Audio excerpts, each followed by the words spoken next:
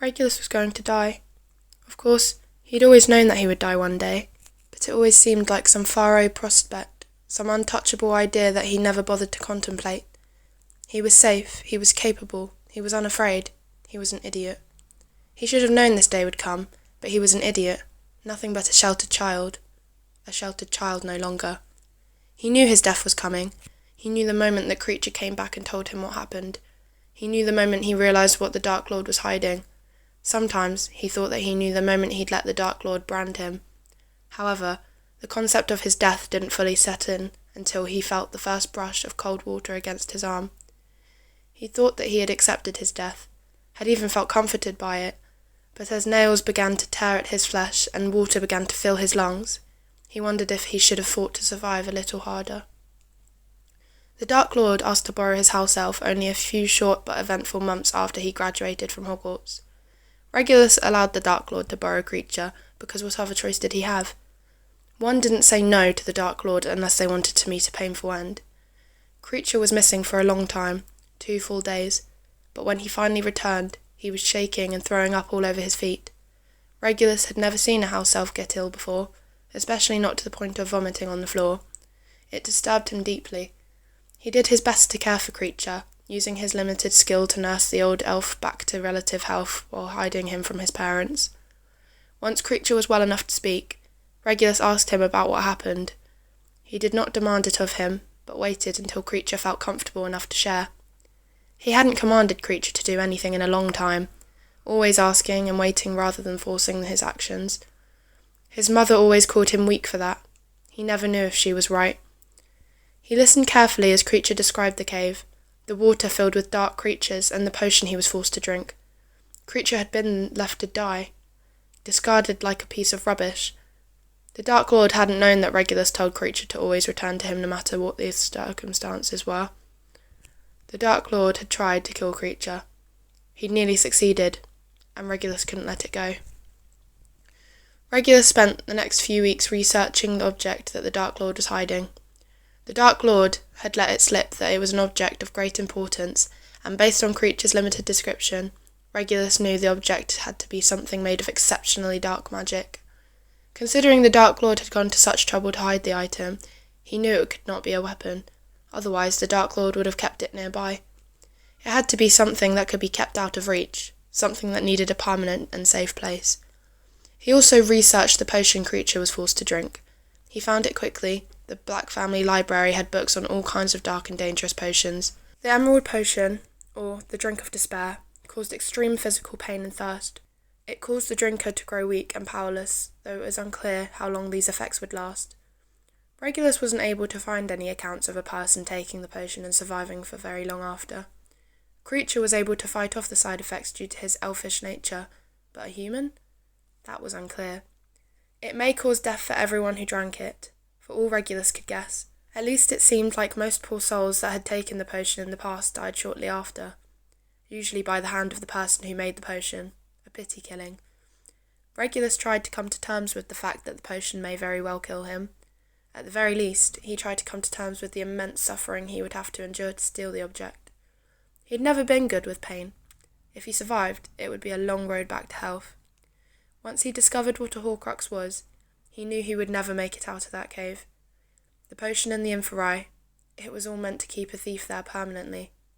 The Dark Lord wouldn't risk setting a trap that could be escaped from, not if he could control it, and Regulus wasn't one to underestimate someone so powerful. He knew he would have to go into the cave and drink the potion to steal the Horcrux, and after, he would succumb to the potion or kill himself to escape its punishment. There was a small shameful part of him that wanted Creature to drink the potion again, but he shoved that aside with all the self-hatred he could muster, a considerable amount given the last few years of his life. He thought maybe Creature could pull him out of that cave, but he knew from the beginning that anti-apparition wards made by the Dark Lord himself would keep him there. Not to mention that if he made it out, he would be hunted down for his betrayal, killed if he was lucky, but more likely tortured into insanity. His family would follow, no doubt. When the Dark Lord learned of the betrayal, his mother and cousins would be tortured and slain, and who knew where the Dark Lord would stop? Who else he would go after to punish Regulus? The thought twisted in his stomach like a deadly poison. Regulus couldn't risk it. He wouldn't risk it. In the end, it couldn't be helped. That was the thought that Regulus settled on, at least. He briefly considered contacting his brother, but it had been so long since they last spoke, the last night before Sirius escaped. Sirius would never believe him, and even if he did, Sirius thought he was beyond help, beyond saving. Of course, Sirius was right. Regulus had lost his chance at salvation a long time ago. He thought about trying to tell... Well, he mostly tried not to think about trying to tell him. There was no guarantee that either of them would even hear him out long enough for him to speak. They would probably kill him on sight these days. No, he was alone, just like he always wanted, and his death was on the horizon. It couldn't be helped. He repeated this in his head as he walked to his death. It can't be helped, he thought as he organised his room for the last time. He wouldn't be returning, but he couldn't bear to leave a mess. It can't be helped, he thought as he wrote his final letter. To the Dark Lord, he wrote, grateful that his hand wasn't shaking. I know I will be dead long before you read this, but I want you to know that it was I who discovered your secret. I've stolen the real Horcrux and intend to destroy it as soon as I can. I face death in the hope that when you meet your match, you will be mortal once more. R.A.B. He wondered if the Dark Lord would even know who R.A.B. was, or if he would one day read the letter with nothing but confusion. It can't be helped, he thought as Creature apparated him to the entrance of the cave. The cold ocean air cut through him in an instant. He hadn't worn a cloak. The warmth wouldn't save him. It can't be helped, he thought as he cut his hand and summoned the boat to take him over the water. Honestly, the Dark Lord was more dramatic than Sirius. It can't be helped, he thought as he gave Creature his final instruction. You will force me to drink this potion, then you will take the Horcrux and go. Creature shook his head violently, tears in his eyes. Regulus didn't like forcing Creature to do things, but there was no room for error here. Creature needed to follow through. Tell no one what happened here tonight. Mother will ask you where I am, but you are not to tell her. Destroy the locket, please. Creature made an awful choking noise. Regulus ignored it. He took a steadying breath and drank the first sip of the potion. He was surprised by its almost pleasant taste. He expected that a potion of such torture would taste bitter, but instead, it tasted like a floral tea. It only took a few seconds before the potion's effects took hold of him. He was only able to drink one more cup of it before his hands shook too badly to do it himself. Creature forced the next cup down his throat. Please, Regulus begged against the ache in his bones. Creature was gone, though. In his place stood Orion, Regulus's father. Be thankful that you are not smart enough to disobey me, he said. If you disappoint me, Sirius will suffer for it. His father spoke in the stern voice that always flooded every room with a dark cloud. His father was like smog. The way he permeated every space he entered, never screaming like his mother, but staying as a constant reminder of what he could do. Please, no more, Regulus begged him. He never begged his father for anything.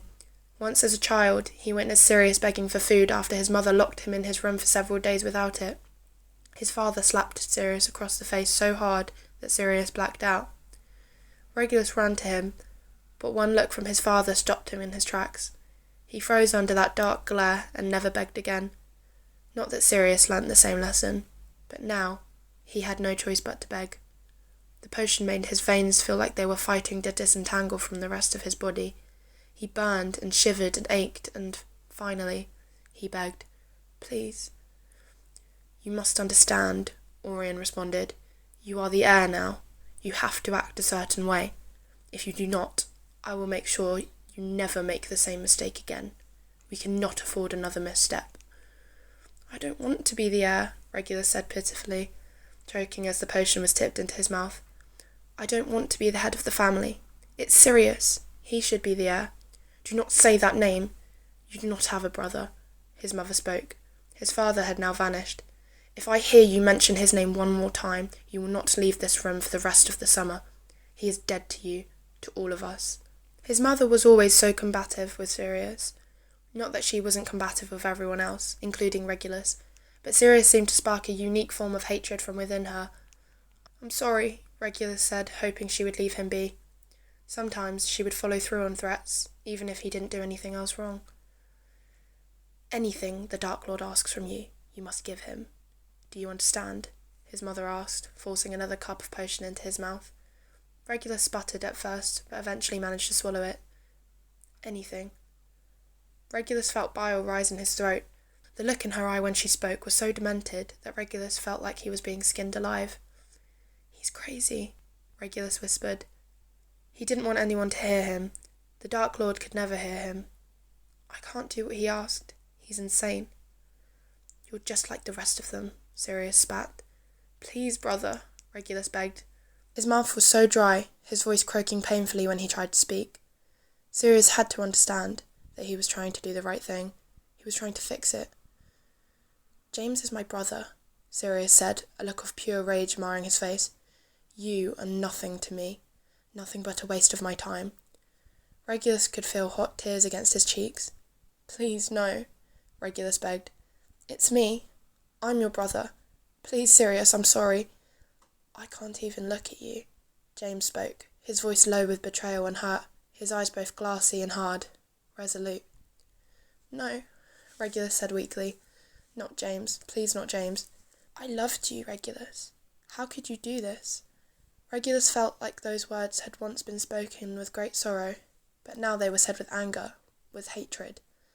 Loved. Past tense. The worst word in the English language. "I'm sorry," Regulus tried to say, his voice coming out as a raspy whisper. "Please." "It's not enough, Regulus," James said fiercely. "You're not enough. Not anymore." Regulus didn't want to hear any more, and the potion had stopped coming. James was gone then, and Regulus was alone. Thankfully, and horribly, alone. He was so thirsty, desperate for water. He crawled and crawled, dragging himself along the stone floor. But the water brought only pain. Dead hands began to claw at his skin, dragging his drained body deep into the depths of darkness. The scratches along his cheeks and into his eyes caused him to scream out, but he heard nothing. Water filled his lungs, a painful burn that destroyed him from the inside out. In his final moments of clarity, he wished he had fought harder, that he had run away with Sirius, that he had stood up to his parents, that he hadn't taken the mark, that he had let James save him. He woke to the feeling of nausea rolling through him, his body shivering against the cold. He dragged himself along the dark rocks, the room black and empty. He barely moved before he was forced to vomit up what tasted like water, blood and bile. He was frozen, his body drenched in icy water, and his muscles throbbing painfully. He collapsed on the rocks, thankfully not in his own vomit, and let the exhaustion take him for a while. He didn't know where he was or what was going on. He tried to think about what he was doing before this, but the only thing he could remember was pain, fear, and water. He drifted in darkness, but he couldn't tell if his eyes were open or closed. He kept trying to open them, to find out where he was, but it was only black that greeted him. "Creature," he tried to say. His voice was scratchy, and it hurt to speak, but he needed help. "Creature," he said a little louder. "Creature, help me." He could feel the exhaustion claiming him once again. He surrendered to it, desperate for a moment of respite from the torture he was experiencing. The last thing he heard was a shaky voice saying, "Master Regulus," right into his ear. The next time Regulus opened his eyes, he was at home in his bed. He had never felt so grateful to wake up at Grimmauld. He often felt claustrophobic in the house after Sirius left, though he kept that specific opinion to himself rather than risk punishment. However, at that moment there was nowhere he would rather have been than at home. He tried to move, to sit up, but his body rebelled against him. He was made of pain. "Creature," he called, and was shocked to hear the voice that came out. It was more high-pitched than he expected. Too high-pitched. "What?" he spoke again. Why did he sound like that? He tried to recall what he was doing before he went to bed, but his memories were fuzzy, like he was trying to access a dream. The harder he tried to remember, the more the memory slipped away.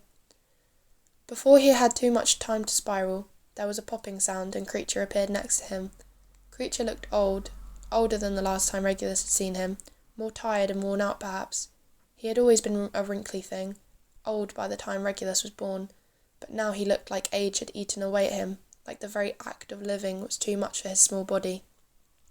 "Master Regulus is awake," he said in his gravelly voice. "Will you bring me a pain relief potion?" Regulus asked. He cringed at the high-pitched voice that came out of him, but for the moment his physical pain took priority. Creature popped away and popped back a second later with a small vial. Regulus gulped it down quickly, already feeling the potion work to soothe his stressed muscles. With the painful cloud clearing in his head, he finally had a chance to wonder about what was going on. "What happened?" he asked. These seemed to be the magic words to break Creature, because the moment Regulus asked, Creature broke down in tears. He was blubbering and shivering violently, his small hands gripping onto Regulus's arm as he stood at his bedside. Regulus thought he caught the words poison and locket and dead, but it was hard to make out through all the crying. "Creature, calm yourself and tell me." Regulus cut himself off as memories of the cave flooded back into him. The Horcrux, the potion, the pain, his father, his mother, Sirius, James, the thirst, the water, the hands. It all came back in a flash, and Regulus suddenly understood why Creature was so upset. "How am I alive?" "Master Regulus told Creature to leave him behind, but then he called Creature back. Creature listened to Master Regulus," Creature said around a few more sobs.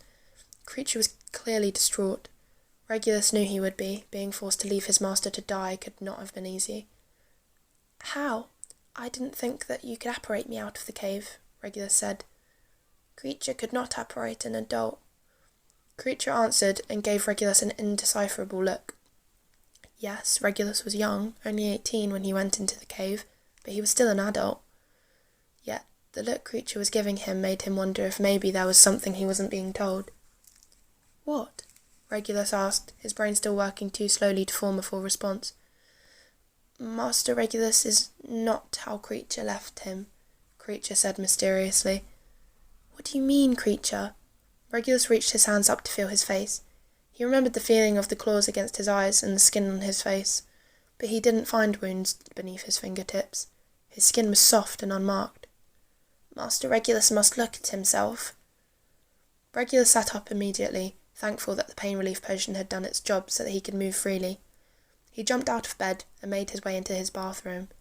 The moment he looked in the mirror, he understood what was wrong. He was much shorter than he expected, for one, though that was hardly the most pressing issue. He was young, far younger than he should be, maybe 10 or 11. It was hard to gauge exactly. He had always been small for his age, much shorter than his classmates and Sirius. He hadn't hit a growth spurt until the age of 15. "Creature, I don't understand," Regulus whispered, touching his face in wonder. His tiny fingers brushed against his skin. He looked down at his hands in wonder and confusion. "Creature does not know, Master Regulus. Master Regulus has been gone for a long time." Regulus whipped his head around to look at the elf, who was rubbing his hands together anxiously, the way he did when Regulus would ask Creature to disobey something his mother had explicitly told him to do. It wasn't something he had seen Creature do in a long time, and it immediately put Regulus on edge. "How long have I been gone?"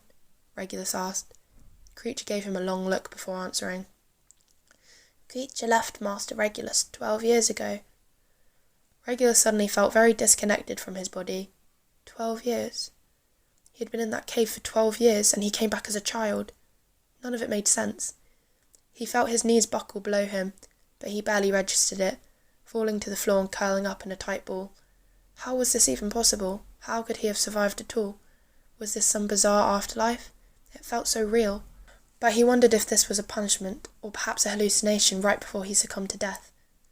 Creature forced a calm and drought down his throat, and it was only then that Regulus noticed that he was having a panic attack, his breathing dangerously close to hyperventilation.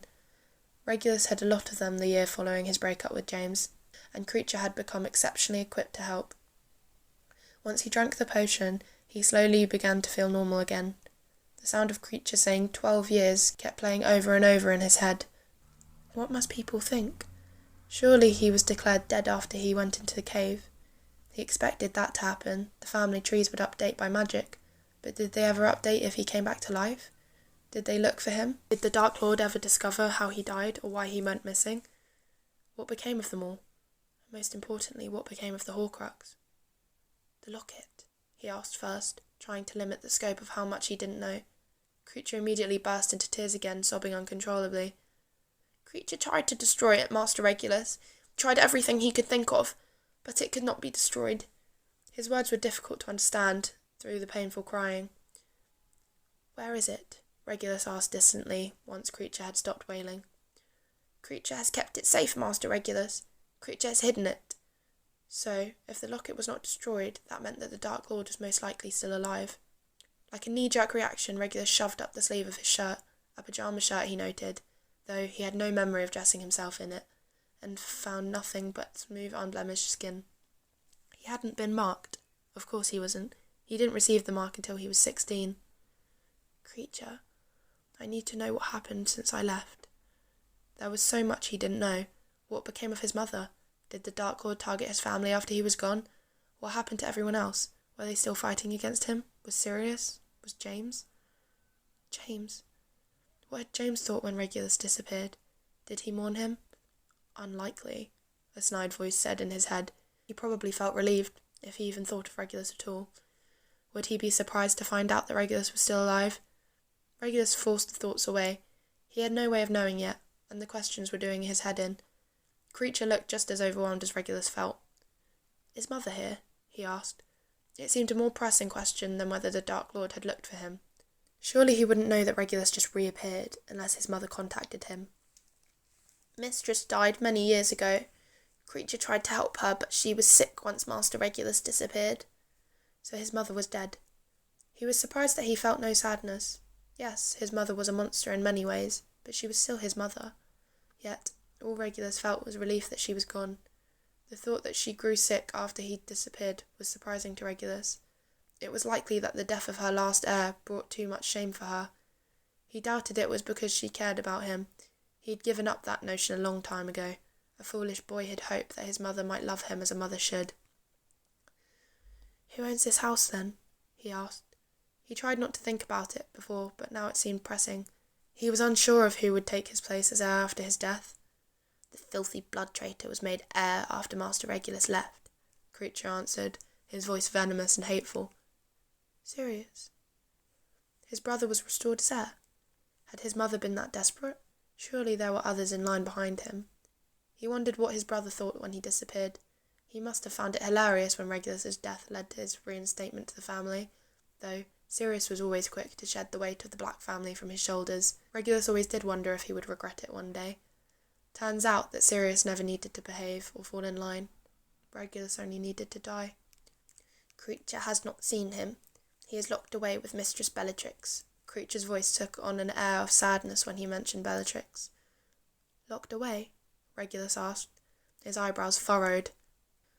He didn't like to think about Bellatrix, especially Creature's love for her. "In Azkaban, Master Regulus." Creature sounded regretful and sad while saying it, but Regulus was sure that sadness only extended to his cousin, not his brother. "Bellatrix is in Azkaban. Sirius is in Azkaban." Regulus could hear his voice rising in panic again, but the calming draught seemed to ground him enough to keep him going. "Why? What happened?" "Creature does not know. Filthy blood traitor returned to the Dark Lord," Mistress said. His brother had turned sides. When, and how did that happen? His brother had spent so much of his life opposing everything the Dark Lord stood for, and then he went to work for him? Was he forced, or perhaps imperioused or tortured into it? Was the draw of reclaiming his position in the family enough to sway Sirius?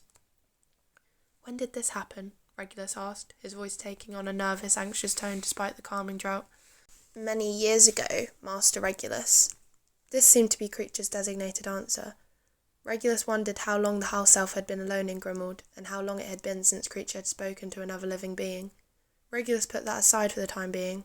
There were more pressing matters. "And the Dark Lord?" Regulus asked regretfully. He almost didn't want to know. "The Dark Lord was destroyed." After that, Regulus lost the plot again. It took him far longer than was proper to return to any kind of coherent thought, and by that point, Creature seemed too fearful to answer any other questions Regulus had. In the end, Regulus requested that Creature bring him every copy of the Prophet that they still had in the house, which ended up being just about every single one published up until the death of his mother. It was reading through those that made Regulus wish he had never crawled out of that cave.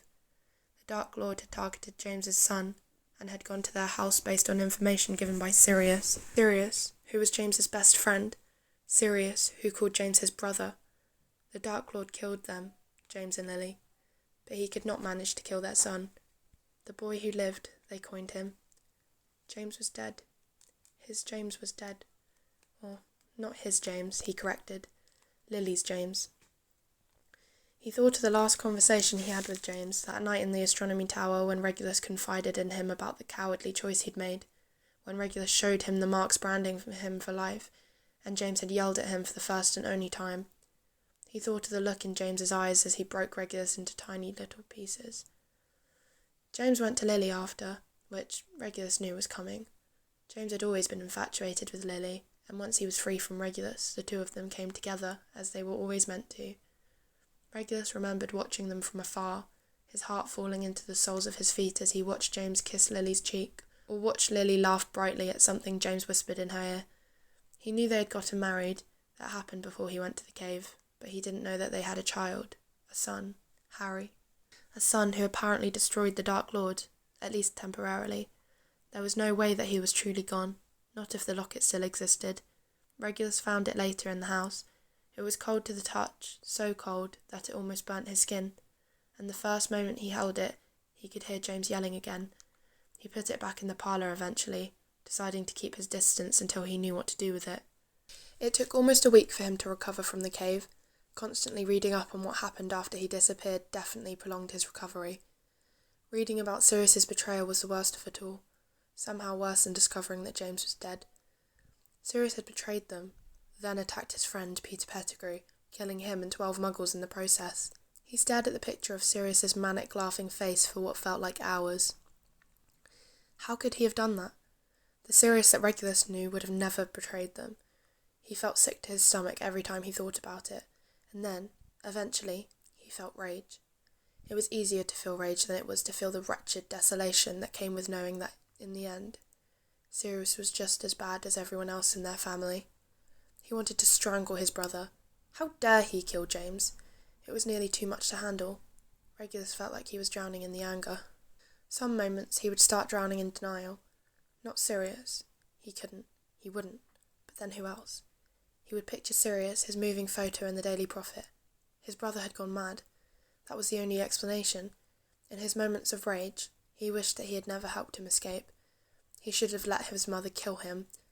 Everything he thought about his brother, or about James, he felt like he disconnected even further from himself. He struggled to believe that he was alive, and not just a ghost who'd returned in his childhood form. He didn't leave his bed for a few weeks after his first meltdown. He felt weak and, admittedly, afraid of what the outside world held. He was just lucky that Creature was there to take care of him, otherwise he would have rotted like the corpse he was. Eventually, as the days dragged by, he realised that he needed to put his feelings about everything aside if he wanted to move forward. He couldn't continue on as he had. He used his well-honed occlumency skills to build up a wall between himself and what Sirius had done, a wall between himself and James's death, a wall between himself and the life he'd sacrificed needlessly. He needed to focus. The Dark Lord was still out there somewhere, the locket still existed, and he needed to destroy it.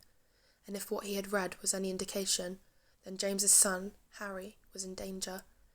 At first he wondered if perhaps Harry had died later, at some point after his mother's death, but when he had Creature go out to get the most recent prophet, he knew Harry was still alive. It was front-page news that the boy who lived would be attending Hogwarts that year.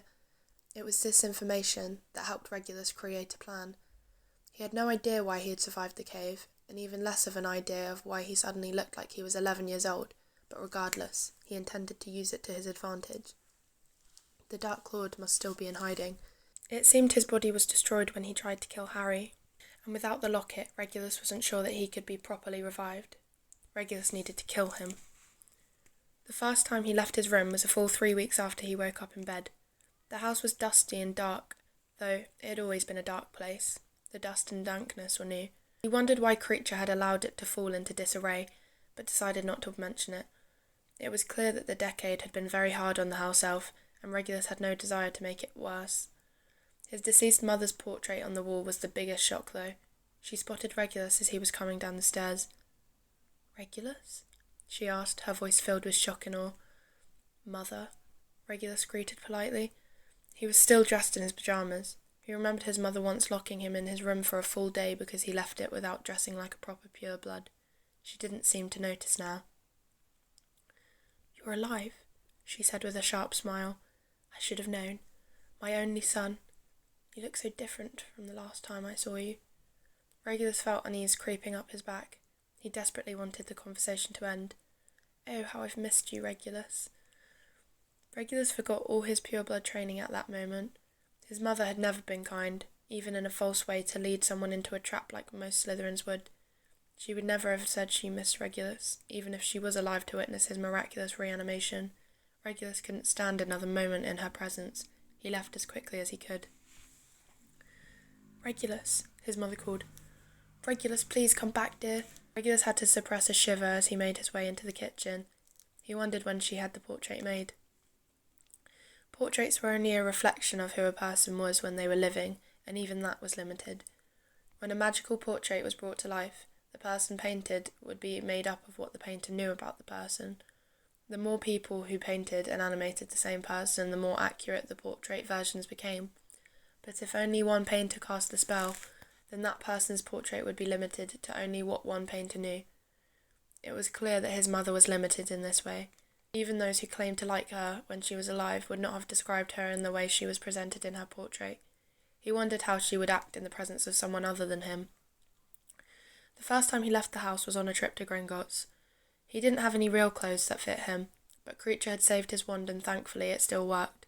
So he transfigured himself an outfit out of one of his old robes, shrinking it down to his size. He was surprised that his room and clothing remained clean despite the dishevelment of the rest of the house. He wondered if Kreacher had cleaned all of his things when he came back, or if Kreacher had kept them clean in the intervening years like a person worshipping a shrine. Regulus didn't ask. He wasn't sure he wanted to know. He only dressed and ventured out of the house. He'd come to the conclusion that attending Hogwarts was the only way to protect Harry. If he was going to protect the boy, then he needed to be where Harry was. Not to mention that outside of Hogwarts he looked like an unsupervised child. He wouldn't be of much use in the wizarding world. Not yet. He didn't think that he would show up in the registry again, which meant he had to work out a way to get an acceptance letter. The solution to this problem was brought up to him by Kreacher. Kreacher told him that he was still part of the family magic, as Kreacher was still compelled to obey him. It was the only reason that Kreacher was able to hear his call in the cave. However, Kreacher told him that he had been removed as heir and may or may not have access to the family vaults and property. The goblins, Regulus knew, were some of the best beings to deal with unusual magic, often having experience that wizards could not even fathom. Regulus's first task was to make his way to Gringotts to add himself back to the family. "Hello, I need to speak to the goblin in charge of the Black family vaults," Regulus said, his small voice sounding comical to his ears as he attempted to speak with authority. "And who are you?" the goblin asked, leaning menacingly over the counter. The goblins had fascinated Regulus as a child. He often asked to visit Gringotts with his parents whenever they went, just so he could watch the creatures. Now they just intimidated him. "I am Regulus Black," he responded. After that, the goblin seemed to spring into action.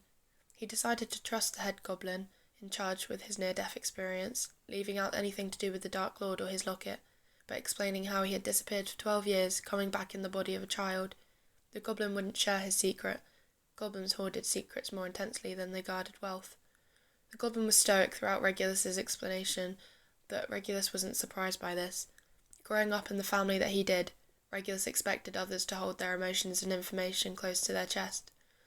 If anything, it made it easier for Regulus to confess the bizarre order of events that led him to seek help at Gringotts. "I need to find a way to attend Hogwarts a second time," Regulus said finally. "It may be possible," the goblin answered. "For a price," was left unsaid. Regulus would need the goblins to help fabricate records of his existence, lying to the ministry in Hogwarts. It was a difficult thing to manage, and it would not come cheap. "How?" Regulus asked, brushing past the insinuation. If he had access to the family vaults, then he would have no problem paying them. "You would need to be someone other than you were," the goblin responded simply, like he was answering a riddle. "Yes, that is obvious, but who?" Regulus asked, trying his best to keep his small voice even. "Perhaps the child of someone in your family, someone that others could not question." The goblin had a particular glint in his eye that Regulus had only seen when someone he knew had just come up with a dangerous scheme. It reminded him of Sirius when he was still young before he left for Hogwarts. Oh no. The realization of what the goblin was implying was unpleasant at best and downright horrid at worst. "He is unreachable in Azkaban, and he is the head of House Black," the goblin argued before Regulus could even respond. "You want me to pretend to be my brother's bastard child?" Regulus asked incredulously. "I do not want anything, but you will need an identity in order to get a letter from Hogwarts," the goblin answered. "And seeing as Regulus Black II has already graduated, it will have to be someone else. They will know who you are related to regardless of your relations." Regulus sighed deeply. His brother, the one who left him in that rotten claustrophobic house, the one who disowned Regulus as his brother and replaced him with James, the one who betrayed James and led him to his death. "Fine," Regulus said unhappily. The goblin was right. No one else would be able to reach Sirius in Azkaban. If he was the only son of the head of the house, then that gave him access to the vaults, which he would need in order to pay off the goblin to keep this all a secret. It was the only logical answer, and given Sirius's reputation when they were in school, it wouldn't be unheard of that he would have a bastard son. Of course, that meant Regulus would be known as a bastard by all of the other pure-blood children at school, but needs must, he supposed. He needed to protect Harry Potter. So, Regulus left Gringotts that day, not as Regulus Black II, born to Orion and Walburga Black in July of 1961, but as Regulus Black III, born to Sirius Black in July of 1980. He felt ridiculous pretending to be the son of his brother, but it did provide him with the perfect cover for who he was. By the time he woke up the next day, he had his acceptance letter in hand for Hogwarts School of Witchcraft and Wizardry.